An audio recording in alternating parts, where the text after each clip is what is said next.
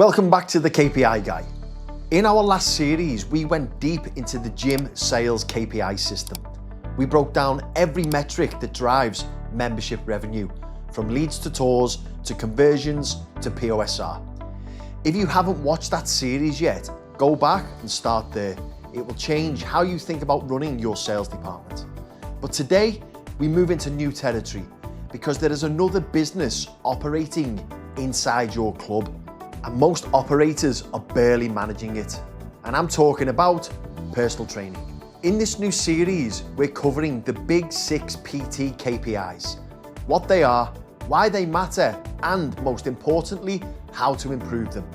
This is the overview episode, the blueprint. We're not going deep on any individual KPI today, that comes later. Each one of these metrics is going to get its own dedicated video. We will break down exactly what it means, how to measure it correctly, what good looks like, and the specific strategies to improve it inside your club. But before any of that detail is useful, you need to see the whole picture first. You need to understand how these 6 numbers connect, how they form a system, and why managing PT any other way is leaving money on the table. By the end of this video, you'll have a completely different picture of what a PT business actually looks like when it's run properly. So let's get into it. Here's a question I want you to sit with for a second. When your PT revenue has a good month, do you know why? And when it has a bad month, do you know why? Because in most clubs I've worked with and consulted for, the honest answer is no. PT revenue goes up, PT revenue goes down, and the fitness manager shrugs and says, it was a good month, but it was a quiet period. But that's not management. And the reason this happens is simple. Most clubs are only tracking 2 things inside their PT business: revenue and sessions delivered. And that's it. Now, don't get me wrong, those numbers matter, but they only measure the middle of the system. They tell you what happened. They don't tell you where it went wrong or where the opportunity is hiding. It's like managing a football team purely by looking at the final score. You see the result, but you miss everything that determined it. The chances created, the conversion rate, the defensive errors, the team that dominated possession but still lost. If you only watch the scoreboard, you'll never understand the game. And PT is exactly the same. If you want a predictable, scalable PT business, and I mean one that consistently grows month on month, you need to understand the full pipeline. From the very first moment a new member walks through your door, to the moment they've been a PT client for 2 years and they're recommending their trainer to everyone they know. That entire journey can be measured. And that's what the big 6 PT KPIs give you. Before I walk you through the 6 KPIs, I want you to think about PT as a pipeline, not a collection of individual trainers doing their own thing, a pipeline with a beginning, a middle, and an end. Leads come in at the top, long-term PT clients come out at the bottom. And somewhere in between, value is either being created or it's leaking out. Every single leak in that pipeline has a number attached to it. And once you know those numbers, you can fix the leaks. That's the power of this system. Let me introduce the 6 KPIs. We'll go through them all in pipeline order, which is exactly the sequence a member would follow on their journey to becoming a long-term PT client. KPI number 1, PTT, Personal Training Tasters. This is the entry point of the entire PT system. PTT measures the percentage of new members who are booked into a PT consultation or taster session. Now, different companies call this different things. You might know it as a PT welcome, a goal setting session, a complimentary consultation, a get you started session. The name doesn't matter. What matters is this: a new member sits down with a trainer, has a genuine conversation about their goals, and experiences what personal training could do for them. This is quite simply lead generation for your fitness department. It's your lead to appointment percentage, but for PT. And here's why it's so critical. If new members are not getting into that first session, the rest of the PT pipeline never even begins. Your PT revenue at that point is not a result of good management, it's a result of luck, of members who happen to approach a trainer, of trainers who happen to be standing in the right place at the right time. PTT is a shared KPI.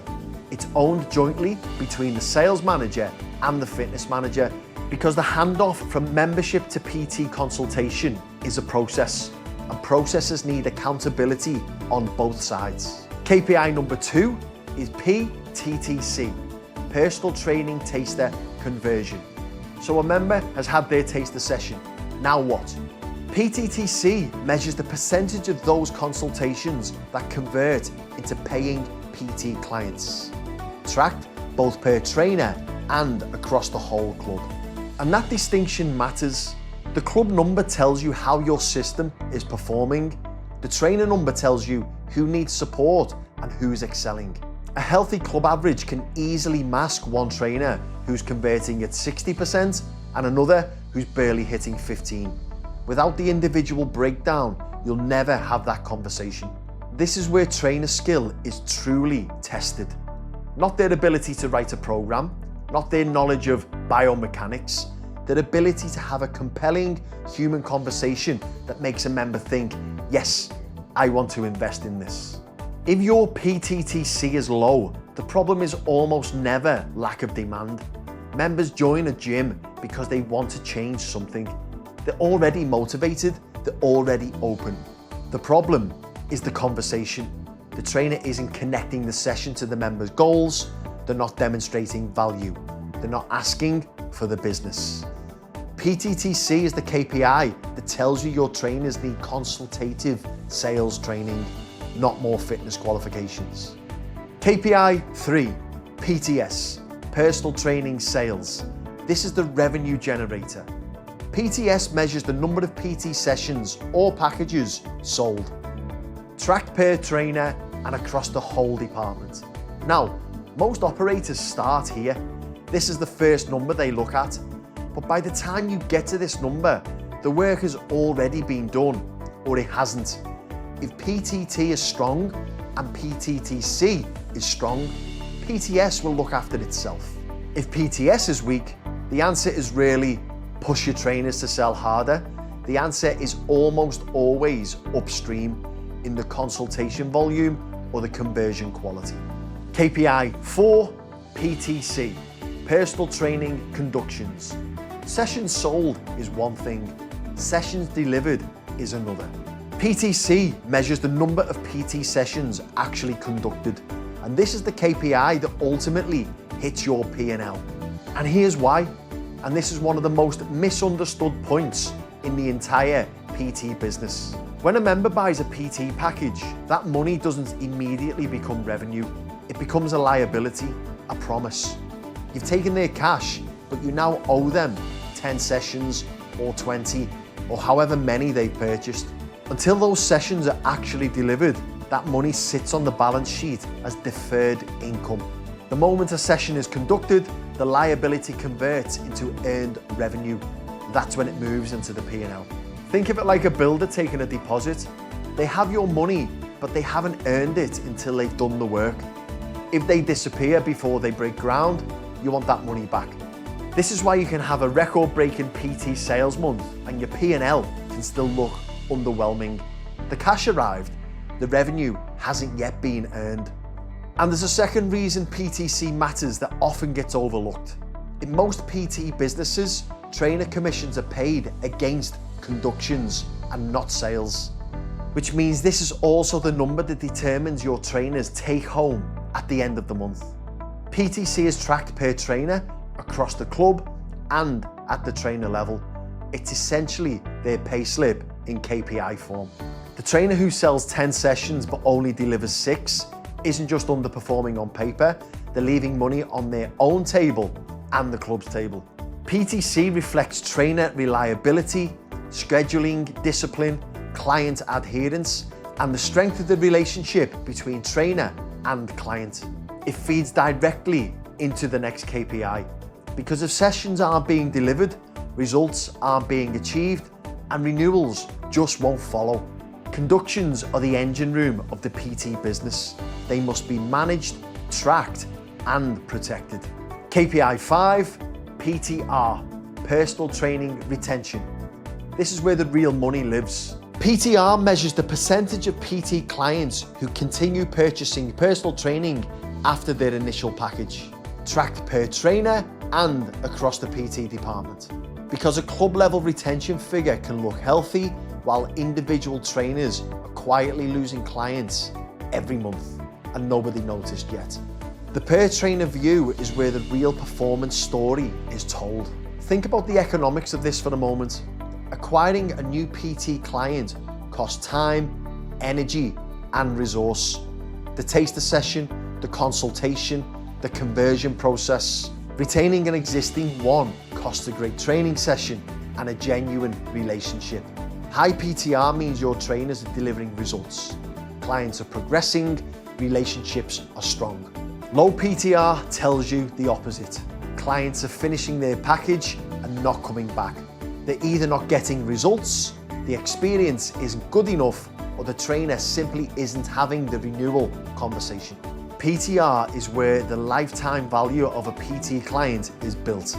And lifetime value is what separates a good PT business from a great one. KPI 6, personal training penetration.